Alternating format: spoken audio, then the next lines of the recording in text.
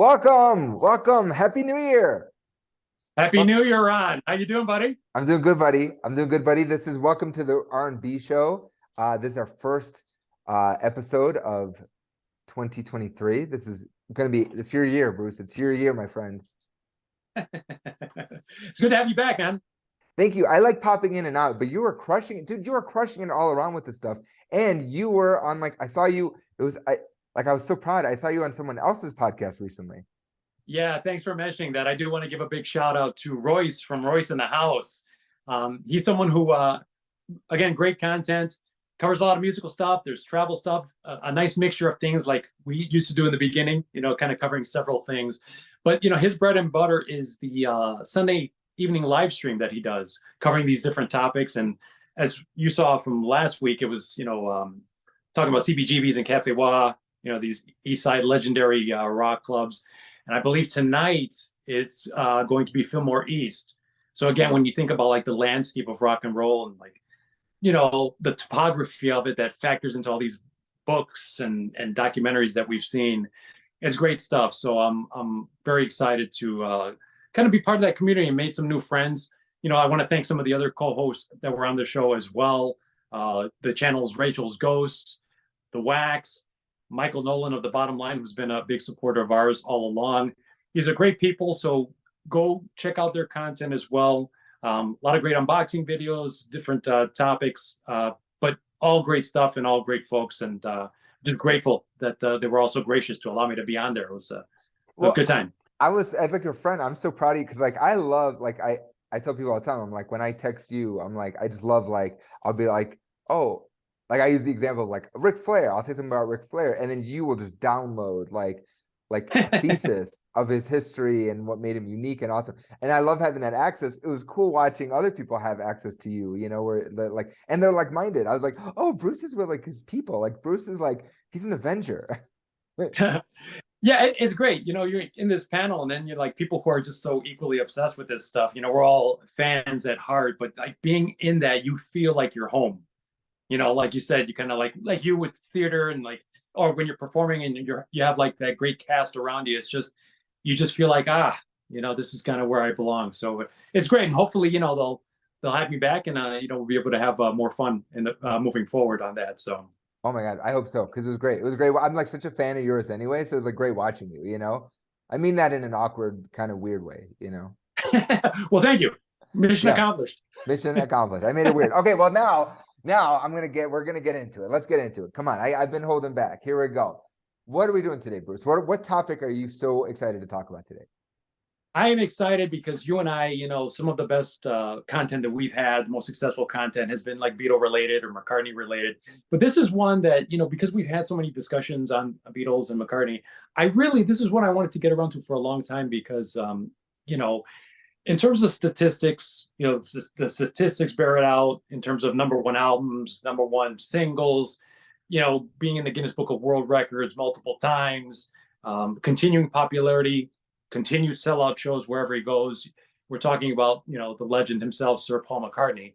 But one of the things I've always wanted to get more in depth on is on his actual talent versus just the sheer popularity side. So the question we're asking today is, Paul McCartney, is he the greatest all-rounder in terms of talent in rock history? So that's today's topic, Ron. And we'll look at it in terms of a few little categories so that we can really break down, all these things that I think he does so well. But that's what we're tackling today. And again, Bruce, if I'm understanding correctly, I'm very simple. Greatest all-arounder of all time, right? So can you describe the category of all-arounder just in more detail? Yeah. So I mean, we have people throughout rock history, that are celebrated, and deservedly so. They do maybe one or two things very, very well, we celebrate these people, and as we should, But I think when you look at all-rounder, it starts to funnel down a bit to a very select few of people who almost have this super godly talent of being able to do many things that any individual would be happy to take any one of those things and make a kind of a lifeline and your livelihood out of it. But again, there's these gifted kind of superhumans that are able to do many things very well.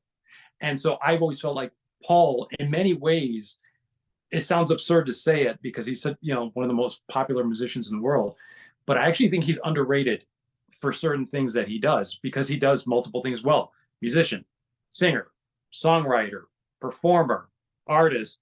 So that's the package that we're looking at. Like, how many people measure up to that? And yes, individually there may be people that do what he does as well or better, but how many are able to do as many things as well? Does that make sense? 100%. Who else, just so I get like a framework or frame of reference, who else would be in that room of all-arounders for you as examples? Probably the only other one that really sticks out for me being anywhere close would be Prince, in terms of somebody who was a phenomenal songwriter, phenomenal singer, gifted performer, multiple instrumentalist. And you're talking about somebody who produced, engineered his own records. I mean, it goes, the list goes on and on and on. It's like an embarrassment of of talents and stuff like that. We've had other multi-instrumentalists in the past, great ones like Brian Jones and Stevie Wonder, Lenny Kravitz, Trent Reznor. I like to bring up currently Kevin Parker of the band Tame Impala, who, even though the records are under the Tame Impala brand, it's really like one guy in terms of recording. But in terms of those who did it best, you're really only looking at kind of McCartney and like Prince as probably the only one who's close, in my opinion. And then how much, as we get into this debate, really, how much do we account for personal taste? Like, because if it's I'm asking this a question for me. Is the argument between who's the GOAT out of the two of them? No, in terms of, no. I mean, any others that you can think of, we don't just isolate it necessarily among those two, but just in terms of like, there may be others that you think of in terms of like, maybe multi-instrumentalist writers like a Pete Townsend, Ron being a major Who fan. Right. So you always got to figure people like that in the mix. So, I mean, anyone that we can think of. Now, the taste, in terms of like taste, yeah.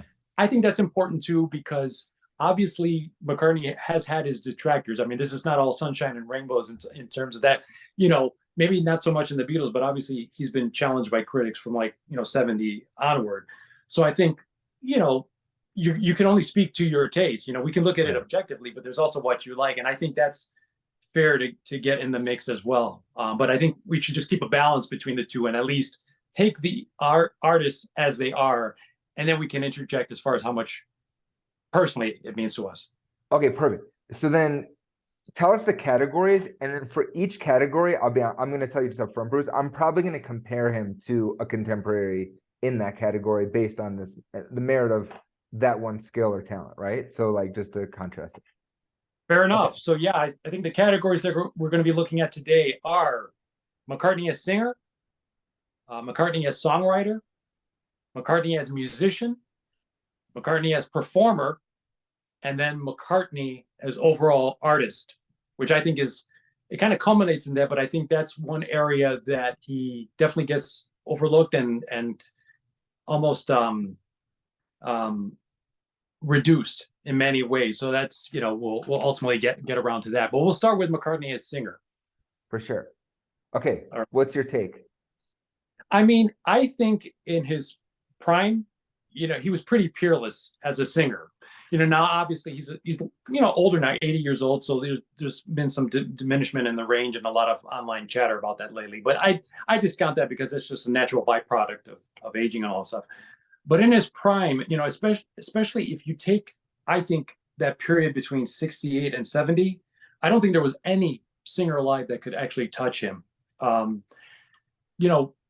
Dylan once famously said in Rolling Stone that of his peers, the only one that he really was in awe of was McCartney, because McCartney was someone who could sing a ballad as good as anyone, but also can do a rocker as good as anyone. And I think he's 100% correct. And that's not just keeping it to like the 60s stuff, which most people who are, McCartney Beatles fans probably would. But I also think like he peaked again as a singer around 76. You know, if you watch the rock show concert film and listen to the triple live Wings Over America album, that's probably the best recorded document as far as his voice in a concert setting. And, you know, and that's not also taking into account that while he's doing that, he's also playing brilliant bass lines on top of that, which takes a certain separation in the mind to be able to really pull that off.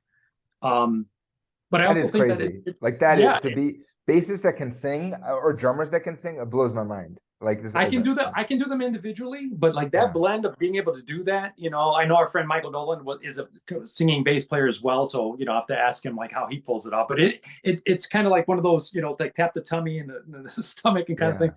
You have to make that separation.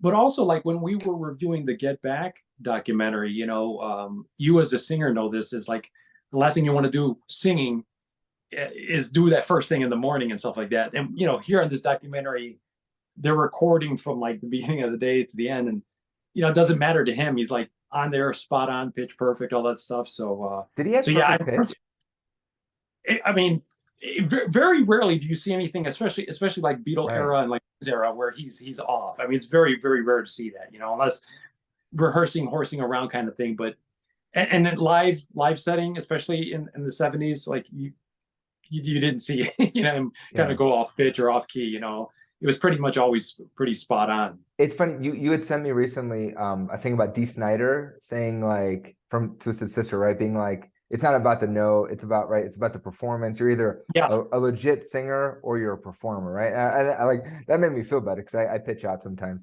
Like or I go flat or whatever, I don't get the press support. And God knows Daltrey and all those I mean like they pitched out like crazy, you know? And you're right, Paul doesn't. Did he fashion himself? Did he see himself as a vocalist? Like you've read a lot of books about him. Like was he connected to his singing voice, or was that just a necessity? Or like I'm so curious. Like, what was his relationship to his voice? I think Rolling Stone once asked him like how he saw himself, and if I'm not mistaken, I believe that the order he ranked it was as songwriter first, and I think vocalist and bass player. It may have been that, which is kind of an accurate assessment, I think. So I mean, I'm sure he was.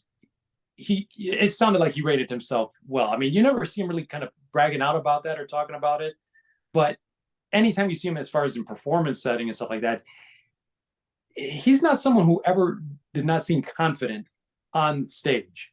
Mm-hmm. You know whether how much of that was front or not, but that's a man who seemed born to be a performer. He Yeah. never seemed like out of it and at concert setting. He always seemed the most enthusiastic for that. So I don't think he lacked for confidence. And you figure like all the material, it's built around his singing. Yeah. And I mean, yeah, it's showcased gorgeously, and the range, right? Just note wise range, and like you you and I have had many debates on this today. In fact, before we got on the video here, Yeah. about like his adaptability, you know. And where you really got me was when you brought up like when you like again 64 to 70, right? When you go Helter Skelter to Eleanor Rigby to When I'm 64 or Golden Slumber, right? Like he could have been like you said at one point you said he could have been a headline or a front man for a heavy metal band. Yeah, if you listen to Helter Skelter, like without fail, and it doesn't affect his beautiful like open kind of like Irish tenor ballady songs, you know, like Fool on a Hill Yeah. or even It Let It always Be. sounds strong. It never he never sounds straining. You know, if you listen to like oh darling, I mean that does he's throating it, but it doesn't sound like a strain, or like it's an outlier performance. It sounds like something he pulls off so easily then, and I always felt like, yeah, he's someone that if he wasn't like a pop songwriter, he could have been, in a heavy metal band. He could have fronted a heavy metal band, he had that kind of range. So again, he could do rock with the best of them, did ballads with the best of them. So that my argument would be that in that category, for sure he nails it. But I know you have some other favorites that you would probably That's throw in that mix. and that's the thing. Like I think I get hung up on the fact that to me like Freddie Mercury is my all-time favorite. Like I think he's just but the more we're talking, the more we're entrenched in this, I go, that's not a great argument because what's exciting about him is his range, like so vocal range. He's a high baritone, right? Like he's a baritone with a tenor range, but Paul McCartney is a full tenor with like that, like he can go higher, and lower, and it sounds effortless, right? So he's never straining, always on pitch. It's just I think at the core, Bruce, like I'm sorry, like I just think he's not my favorite vocalist. However, I love his voice. I respect the hell out of it. But that's where it gets into like this is where I struggle on the greatest of all time, where I go, he's just not my favorite. You know what I mean? My favorite Beatle for sure. I have mad respect, but vocally, I rather listen to Daltrey. I rather listen to Plant. I rather listen to.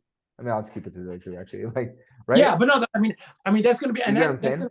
yeah, no, for sure, and that's going to be an interesting thread because again, the argument can be made if you look at any of these subcategories, is that yeah, there are people that again match what he does, maybe do it and better, but within the context of one person doing all of it, that's the thing. So we're looking at these individual things, Right. but it's to add to the totality of the argument that we're making, and it's like okay, yes, we have a Freddie Mercury, Robert Plant, phenomenal, like rock singers, peerless rock singers, the best rock singers that we've had. Steve Perry, another one up there. But could they also do all the other things that Paul could do?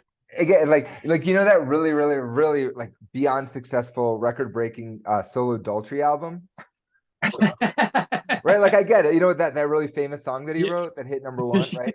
Yeah, I get it. Or his people don't know this about Daltrey. He's a really good piccolo player. Oh, wow. I'm just kidding. I don't. He's not a piccolo. Maybe the oboe. I'm not sure. But right. So I was gonna look that up too. I was gonna go try and find that recording. I bet, yeah, where he plays the jazz flute. But I like, right. So again, so it's like you go from that perspective. Is he has I will say though his voice is I enjoy his voice and the adaptability more than Plant, right? Like Plant does one thing really well, like singing above the break, right? Pure like just stadium rock voice, right? But you're right, he doesn't have that because even on the acoustics, well, no, even like you're right, like I mean Paul McCartney on the acoustic stuff, like you've talked about before, like when it's just him and the acoustic guitar, like it is really powerful. So okay, I'll give him that. I'll give him in this context, you got me on vocals. Let's talk about writing. Yeah, let's talk about songwriters. So, obviously if we talk about like the 60s, it's an embarrassment now of riches to like think about like just like all of the unbelievable catalogs that we got, not just from the Beatles, the Who and the Stones, and the Doors, and I mean, Moody Blues. The list goes on and on and on. I mean, it's just like Hendrix. I mean, to think like that many top tier, acts and writers existed in that period is unbelievable. But even for that, I have to pose the question to you, Ron, is if, and this is not to say that Paul didn't write a bunch of great stuff for me from like 70 on. But even if we just look at 64 to 70, in terms of top tier pop songcraft, was there anyone that had the writing streak, the hot streak that Paul rode during those years? So so again, hit me up. I know okay. you have some ideas on this. I have ideas. From my personal favorites, right? It's gonna be Pete Townsend, right? 64 to 70, it's gonna be Pete Townsend. Well, I mean, yeah, I mean it's gonna be Pete Townsend, right? However, if you go from Helter Skelter, Eleanor Rigby, like it's hard, it's a hard argument. You and I spoke before about Elton John into the 70s. So admittedly, I will say Paul's my favorite Beatle. For me, after 70, 71, he falls off. Like I don't love his solo stuff. I don't love his Wing stuff. I just don't love it, right? Like, and I know there's a lot of people that love it and a lot of people that don't. So, and you love the Wing stuff, right? You like love Absolutely. it? I do. I do, especially like even more so in retrospect. Like I think all the stuff he did in the 70s, there's a lot of good stuff there.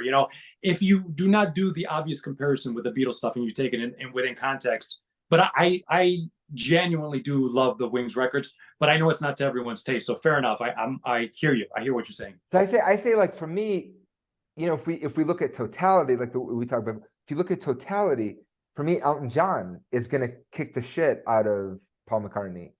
Totally.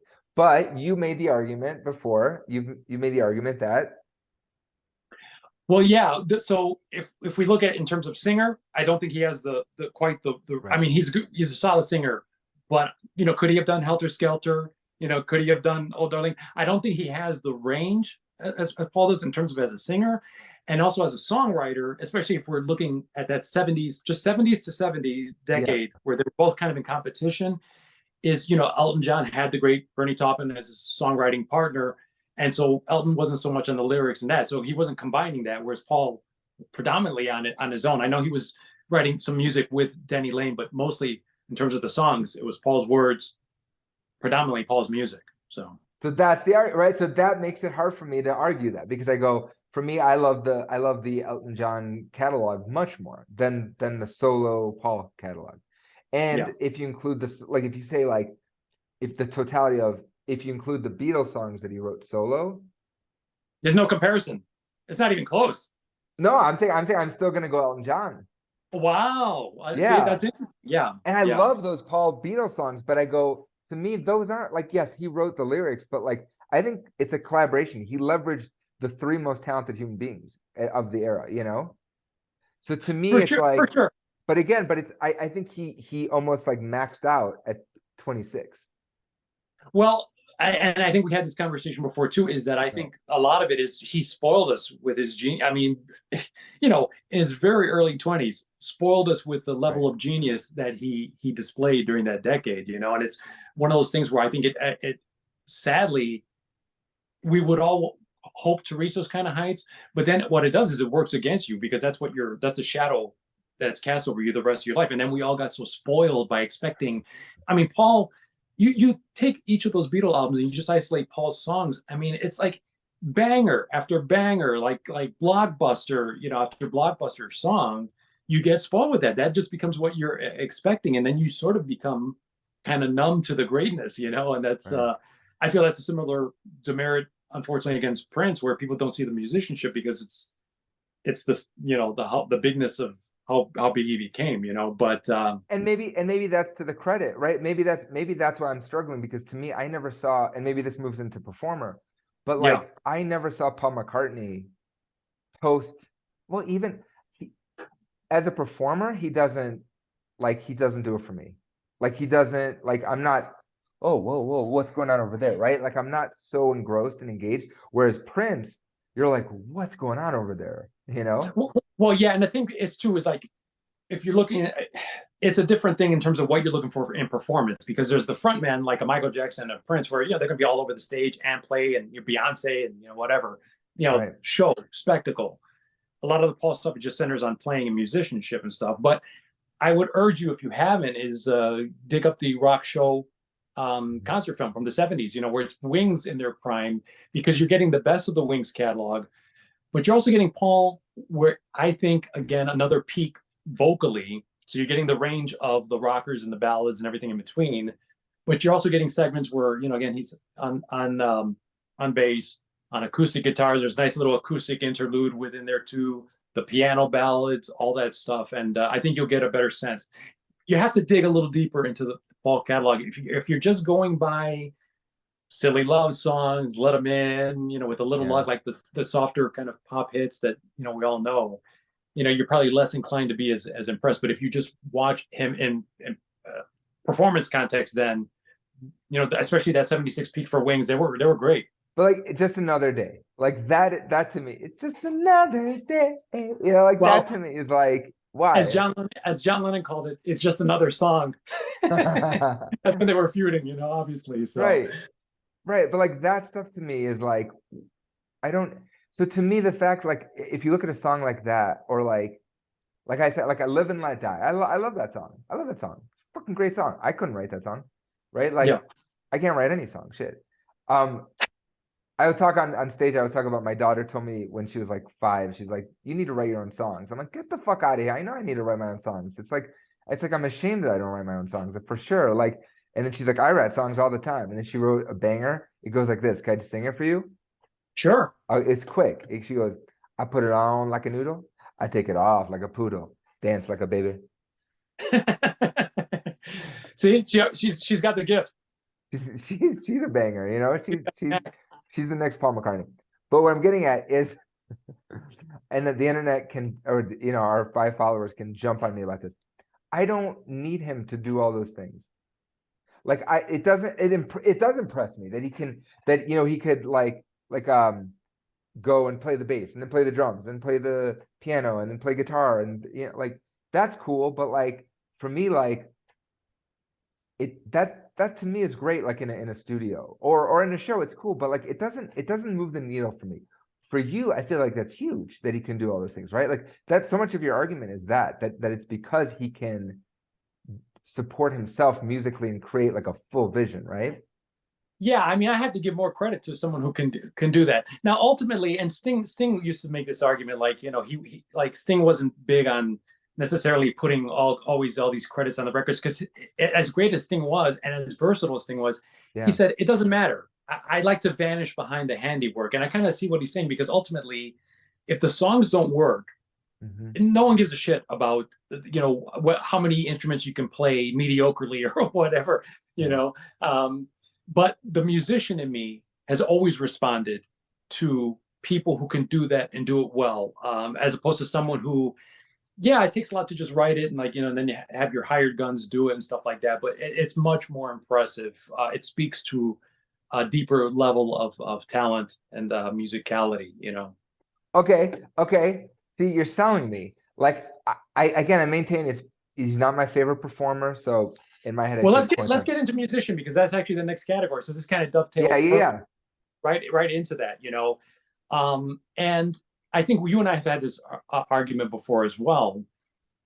Is that if you look individually at all of the things McCartney does, you can find individuals out there, you know, who probably can do what he does, and maybe even better in terms of technically. You know, if you go to jazz, you're going to find, you know, jazz musos who could probably, you know, rock bass, technically much more gifted, classical, all that stuff. But again, speaking to the argument that we're trying to make, it's how many people can do as many things as well as Paul can. You know, Paul being a multi-instrumentalist, and like I said, there have been other multi-instrumentalists in the past. But the key thing is to be a gifted multi-instrumentalist, but also to use it in service of your own songs and creativity, because there are studio cats who are phenomenal, but, you know, they're really just reading charts. And if you ask them to actually write something and be creative, they can't do it. In the classical genre, it's well known that, you know, you can have like phenomenally gifted musicians who can, you know, read, you know, the Bach and Beethoven and interpret that beautifully, like immaculately. But if you ask them to sit down and create something from scratch, they don't do it. There's a disconnect, you know. So for someone like McCartney, who can, you know, again, play multiple instruments at a very high level while also supporting their own songwriting, again, the only other one I can think of who's even close is Prince, you know. Right. If you look at the bass playing, you know, McCartney, I think, is the master in terms of melodic bass playing that services the song. You know, I think the only one in the same league was, like, you know, the brilliant James Jamerson from Motown, who McCartney incidentally happened to be influenced by. Now you can take someone like Entwistle. We always talk about Entwistle, Entwistle. right? I know Right. you're one of your favorites, What John. about John Entwistle? What about like Les Claypool? Yeah, I mean, busy players, but again, Busy players. that to me sounds more like a showcase for, like, you're drawing attention to the bass. It doesn't, you know, sitting within context. So again, you have people who individually can do it as well, but can they do, again, all the other things that McCartney does as well? You know, you talk about acoustic playing. I think McCartney's a beautiful acoustic guitar player, and a lot of his songs, his huge songs, you know, center around that as an arrangement. I think as a piano player, you know, there was a period from 68 to 70 where he was writing all those stately piano ballads. Yeah. You know, you have Let It Be, Long and Winding Road, all the stuff off of Abbey Road, heavily piano based and just beautiful. You know, and then again in the 70s as a live performer, I think he was doing that as well as Elton John. Electric guitar, you have that awesome break and Taxman, you know, phenomenal, you know, phenomenal tone, phenomenal, just like getting kind of that Indian feel for like a George song and all of that. also like, in the first McCartney album and stuff on Band on the Run, he's playing a lot of electric guitar in that. So yeah, I mean, I think again, just as strictly as a musician, even if he never sang, high points for that alone. What And do you you're think? right. Because I know you also have all, Yeah, I'm Pete Townsend. thinking. No, no, I get, I like, but you're right. Like, I'm really, you're winning me over because like I was not on board here, and mind you, where I'm at in this second, I'll tell you, if we said 64 to 70, if you just focused on 64 to 70 in this category of all around, yes, greatest of all time for sure. Because I'm thinking of those songs, and those songs, that showmanship or that musicianship serves the song. It's not. You're absolutely right. Whereas so much of the Who that I love is that you have four guys each trying to outdo the other. I'm more talented. I'm more special, right? Like, like Keith Moon's like, Oh yeah, Keith Moon was not taking bombastic. it to anybody. Mm-mm. Right? Like there's like in Quadrophenia, I think Pete and Keith were just like at odds, right? Because Keith was like Pete had a vision. Keith's like, no, no, I have to do this. Or even when he's singing, he's like, I want to sing it this way, more silly, more my style, right? John is like, blah, blah, blah, blah, right? So those are, they're, the tension is what I find so much more captivating is that you Yeah, have four guys at odds with each other trying to like smush something together. I can't imagine like Sex Pistols are all sitting there going, "Oh yeah, oh, I love that idea. Wait, why don't I layer it with right?" Like that tension is what like that. It's what like the lightning in the bottle, right? yeah. So like, Police, right? The Police weren't like besties, were they? No, No, no. I no, mean, it's particularly Sting and Stuart Copeland. They right. had that beautiful playing chemistry, but they were always at loggerheads. Both in Right. the studio and on stage. But they would also like to your point with the Who. They also said that the sound of the Police was the sound of what they said compromise and the tension. That's Yeah. what made it. So in a lot of bands, it's not necessarily a demerit. It's a plus. Right. If you can sustain the creativity, it's not sustainable over a long term. But when it works, I mean, you can sparks fly, you get magic. Right. Whereas like that's where it's like to Paul's credit, I get that like even moving into his solo stuff, like there's a cohesion and it's not just like he's not outdoing himself, right? Like he's not like in later songs, like in McCartney 3, right? Like those songs are very gelled. Like he's not like, I'm going to showcase how talented I am at this. It's whatever the song needs. So even like, but again, I'm looking at like later Beatles stuff, right? Where I think you see in Get Back that at that point, like Ringo's a studio musician at that point, right? Like he is just showing up. He's creating a little bit, but he's just showing up. Like he's just supporting, right? Ringo. Right.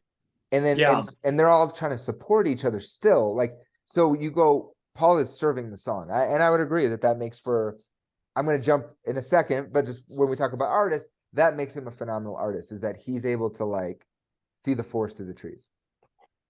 And Yeah. I see your point how that his musicianship supports the bigger vision. So yeah, he's probably like most singularly decluttered.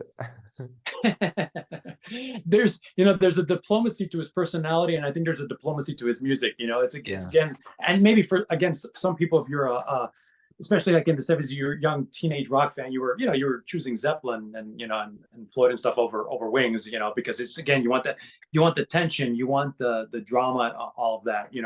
But then you listen to it in retrospect and you go, yeah, it's very even keel. Like I was very surprised, in this preparation for this video that I'm going to be doing with Michael Nolan on the Wing stuff, going back to listen to the albums, not just the singles, but the albums in totality, how much fresher they sounded to me than when I initially, because there were always some that I really liked and there were some that I discounted. And the ones that I discounted, like giving them fresh ears and now listening to it with the context we have, they sounded so much fresher, so yeah. But now we're going to get into like probably the most contentious category, and this one I'll probably have to give you, but McCartney as performer. Yeah, I dropped my pen. Not even, I guess then subconsciously, I dropped my pen. Yeah, I'm not. That's how bored I am. I just not. I don't know. I never like even in the earlier stuff. Like I'm not captivated by him. And again, I love his voice. I love his voice. I'm not captivated by his performance. It's just like, oh, I'm really high. I'm really happy to be here. To me, he like in theater, I've spoken to theater people about what's his name, Lin-Manuel Miranda, where like who wrote Hamilton, right?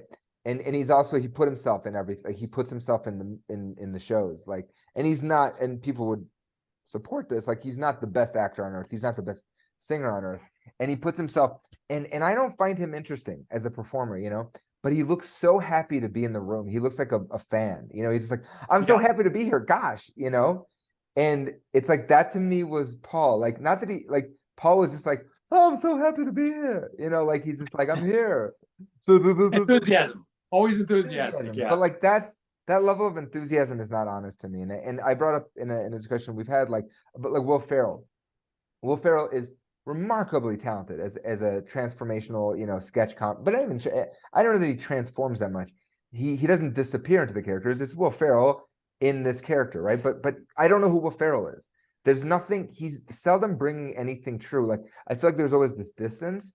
Whereas like recently there was like I think last year he broke up with Adam McKay, his longtime creative partner, because Adam McKay wanted to cast John C. Reilly in the lead role in this movie about the Lakers, and I mean a TV show about the Lakers.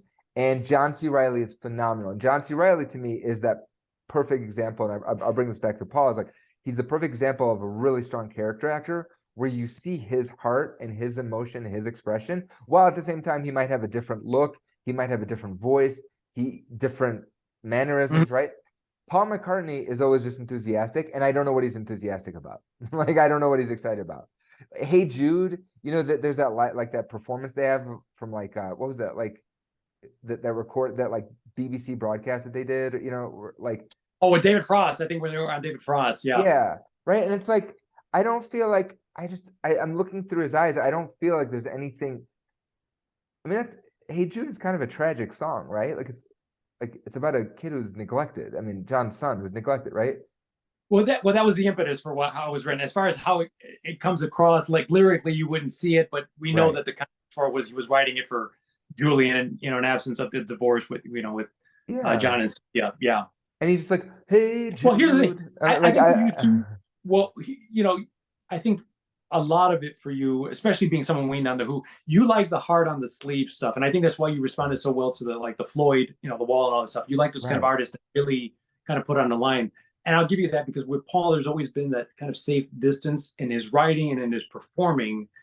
I think the enthusiasm is genuine because he's just someone who likes to be in front of a crowd, likes to sing, you know, likes to be out there. And, you know, if you see his concerts, he does put on a good show, still almost nearly 3 hours at 80 years of age, which wouldn't be the case if you didn't genuinely love it. But there is, again, a lot of his writing, you know, John would when they were at odds with each other would say, you know, it's like, he doesn't write about anything necessarily, like he never writes about anything personal, which is kind of true because a lot of it is snapshots and a lot of it is whimsy. So it depends how much you can tolerate whimsy, which is the main criticism against his work in the 70s, where musically, I think all of it holds up. Lyrically is where it gets a little bit dodgy, you know, and I think that's not one of his strengths, is the lyricism.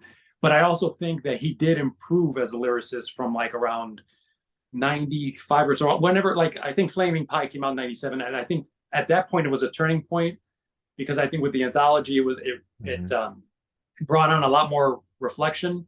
And he also wanted to write stuff on par with the Beatles.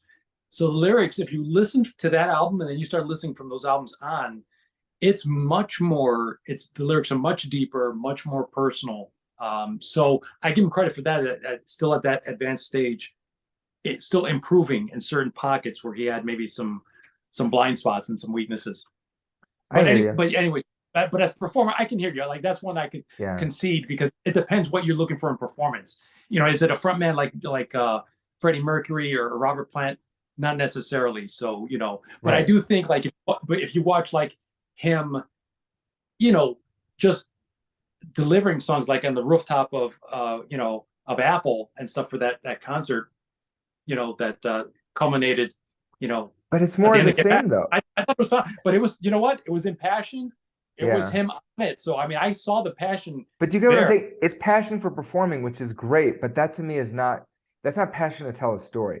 Like when he sings Helter Skelter, like to me, Helter Skelter has taken on, since Manson, Helter Skelter's taken on a different meaning. And I don't know that like he knows that. You know what I mean? Like, But here's the thing, I'm almost glad. I'm almost glad because I don't always want that in my performers. Like certain performers, if that's what you're known for, that's fine. I buy into it. It's on the 10. But with McCartney, like it's like I don't know if I want to see that in certain performers. So it's I don't know. I get what you're saying, but I think there's a middle. I don't want him to be fucking Kurt Cobain. You know what I mean? Like I'm not Yeah. asking for him to be like right? But like an example of it to me, like David Cassidy, okay? And we've talked about David Cassidy before. I think I'm blown away by this guy's voice. Okay. Well, he was in our underrated, most underrated singers. Yeah, yeah. Plug. Plug for that episode. If you haven't watched that episode, it's a great episode. It's the only episode online that people talk about Adrian Zemed. So, who's a phenomenal singer too. So for that one Adrian Zemed fan out there, this is the video for you. This is for you. It's like me. I'm the one Adrian Zemed fan. But David Cassidy has such a complex instrument. It's so God, it's so nuanced. That's what I'm trying to say. It's nuanced. There's variation. Like there's so much going on in that voice. I think he's like, I don't know that I don't think he's like an interesting person. I've watched a few documentaries about him. He was just like he's like whatever. Like I lived in Vegas. I remember hearing people like hated him. Like at like when I lived in Vegas, like I spoke to a woman who worked at like a Jamba Juice or what, like a smoothie place at the time. And she's like, oh, he's horrible. He comes in here and he's like, don't you know who I am? You got to serve me first. Like, who cares? He is some dude who like, as an artist, like he didn't get up there. He wasn't preaching. He wasn't all political or whatever. He wasn't controversial. But that voice was so nuanced that he could just get up there and dance and sing and whatever. But that voice carried. To me, McCartney's voice is so proficient. It's so adaptable. But that's also the curse, is that from a performance aspect, I'm not drawn to it. You know, like it's so like when I listen to the recording of Helter Skelter, I'm like, cool. If I saw the performance, I'm not interested. You know what I mean? Gotcha. For that reason. So whereas David Cassidy, I could listen to his voice on stage and just sit back and go, cool. That's something. There's a lot of like angst there. There's a lot of depth. There's a lot of range. There's a lot of, I don't know, there's a lot going on with that voice. I'm embarrassed to bring up David Cassidy on this. No, hey, in all credit to David Cassidy, you know, Paul stole his excellent shag haircut in the 70s too. So, you know, hey, David had it going on, man. You know, he's another one that would be interesting to talk about just him in the future, because another misunderstood guy who kind of like the Monkees, you know, it's a similar story where wanting to break free of like the stranglehold of a certain image. But we'll get to that in the future. And they were saying at one point he had more fans. His fan club was bigger than the Beatles fan club. Amazing. Yeah, he definitely hit a certain note, and you know we miss him. So okay, all of this ultimately is to make the final here we go comment. McCartney as artist. Yeah. Yes. All right. I'm gonna say yes, like 100%. If you look at the oeuvre, the canon, the totality, the longevity, I've changed my mind on this. I've changed my mind through this discussion, through discussions you and I've had. Yes. Awesome. Yeah. I mean, you know, it's we talked about this before, but I have to bring it up because it's like it's a quote that's always stuck with me. But there was like one critic, obviously not a fan, who once wrote that, you know, referred to McCartney as like the world's greatest jingle writer.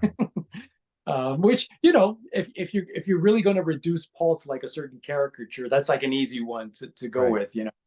But I do think, you know, if you're a serious fan and you dig deep, there's a lot more, and I think Paul's a much more complex artist than his image, you know, would let on. I think there's many more sides to him, and like we were talking before, if we just talk about Paul like as a musician, I honestly think he's a very, very dedicated and pure musician and just loves music, because anytime that's been threatened, he has taken steps to safeguard that. You know, for example, you know, with all the Beatlemania stuff and the expectations of that, it got so overwhelming. You know, the whole Sgt. Pepper concept was a way of breaking free from the straitjacket of not only the physical image, but musically being able to do all kinds of different stuff that would encompass everything, you know. And that started a little bit on Revolver, but it really, really kind of came full bore on Pepper. And then if you look at Paul's first solo album, the excellent McCartney, this is, you know, he's coming out with his very first album, and most people are expecting like that, you know, Abbey Road 2, like the follow-up to like this grand opus kind of thing. And here he comes out with this kind of underproduced, low key, lo-fi, almost indie feeling kind of album where he's playing all the instruments and it's very loose. The songs are maybe more like sketches and demos, you glorified demos, even though it had the magnificent Maybe I'm Amazed, which was a little more produced. The first Wings album, Wildlife, similar thing, spontaneous, low key. So he's taken more chances than I think a lot of people have let on, especially if you trailed off after like the Beatles and stuff. He's on classical works, he's on soundtracks. The Firemen, it's kind of like it started as this ambient electronic music side project. I think they have 3 albums. One of them, which I think is like his best album in the past 20 years, called Electric Arguments. But again, just to be able to do different music that is not Paul McCartney music, just to have that range and to be able to express himself artistically however he wants to, And there have been all kinds of like really strange detours, like the Thrillington album, which is like an instrumental orchestral version of Ram. He has, there's a whole book about, look here. It's a book called The Unknown Paul McCartney, for those who want to look it up. This is a great book by Ian Peel. And it covers a lot of that, like kind of the unknown side of like, certain guest appearances and pseudonyms and work he's done, the avant-garde and the underground kind of stuff. So there's a lot more to him than just the guy who wrote all those massive, pop hits, not only for the Beatles, but in the 70s. Like if you just reduce them to silly love songs and that's your introduction, you tell someone to listen to that, right. And this is Paul McCartney, of course the reaction is going to be what it is. But there's I think there's a lot more to discover there. 100%. So as an artist, I think, there's he's always been an ideas person, is what I'm trying to say too. It's not just the songwriting, but he's always conceptually driven. It was a Pepper thing, and I think from Pepper on, a lot of the big Beatles ideas were projects spearheaded by him. Just trying to kind of keep the Beatles going, and then with Wings, brought it all back to like club level. Let's start very small and kind of build it up from there. And obviously they became a massive act again. But like I said, there's a lot more to him, I would argue. I mean, you think that people have had enough of silly love songs? What's wrong with that? That's right. Yeah. All right. No, you sold me. Like when I look at the canon, when I look at the big scope, yeah, like I could see it. And in the context of all around, yeah, you've sold me. Like I'm there with you. Yeah, I mean, and all this on top of being like one of the best looking pop stars of like the 60s and 70s, all in that perfect package. It's like, how much more gifted can a person be? And it's strange to like say, Paul McCartney underrated and stuff. But I do think there's going to be a lot of reappraisals in time. Yeah. I think people will like relook at the catalog, reinvestigate, find certain things once he's passed, and people dig a little bit deeper. But also, like I was telling you before, I think the only thing Paul suffers for is like the world's only happy genius, Whereas so many people's genius is driven by angst, and you get that in the material. And Paul's, he's a genius, but he's kind of a content, and there's a lot of joy and happiness in the music. And like we were talking before, to me, like the cynicism is the low-hanging fruit. I honestly think the fact that he's been able to maintain a certain level of optimism, it speaks volumes about his character, and it's an amazing thing to have been able to sustain for that long.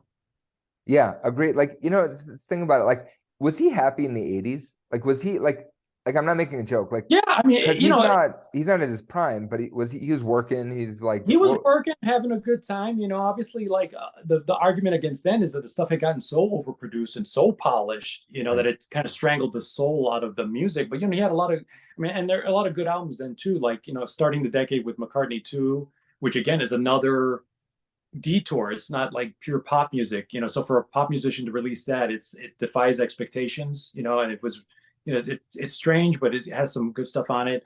Tug of War, one of his most critically acclaimed albums, was in the early 80s, but then he went through a very rough patch in the mid 80s where so many did, so many artists, the Stones and Dylan and Bowie, a lot of our veteran artists were struggling during the decade with the changes in sound and how to adapt and just physically getting older. But then he rebounds by the end of the decade with, the Flowers in the Dirt album and the world tour, finally getting back to live performance, and, has been at it ever since. So Cool. Yeah, I'm with you. Okay, like you sold me. Awesome. Well, I think we're good. We're in a good spot. And for those of you who have hung with us, please like, subscribe, definitely share your comments on this because I know it can be a contentious topic for many because, for someone as popular as Paul, you're going to have also a fairly healthy amount of critics. And he's not a perfect artist. He has some critics and some well-deserved critiques that have been shot his way. But yeah, we're more interested in hearing from all of you out there for sure. Yeah, I would say this like to Bruce. I'm like, if you guys have any questions, like any things that you're like you want to debate or talk more about, it's always so fun to talk to Bruce about this stuff. That's why I'm always like I have an opinion, but then I'm always like, no, let's just listen to what Bruce says because it's like it is phenomenal. It's fascinating. So thank you guys for watching. Like, subscribe, comment, follow Bruce's stuff. You guys, you will be happy. I promise. Yeah. Take care, everyone. Stay safe, and we'll see you all again very, very soon. Talk soon.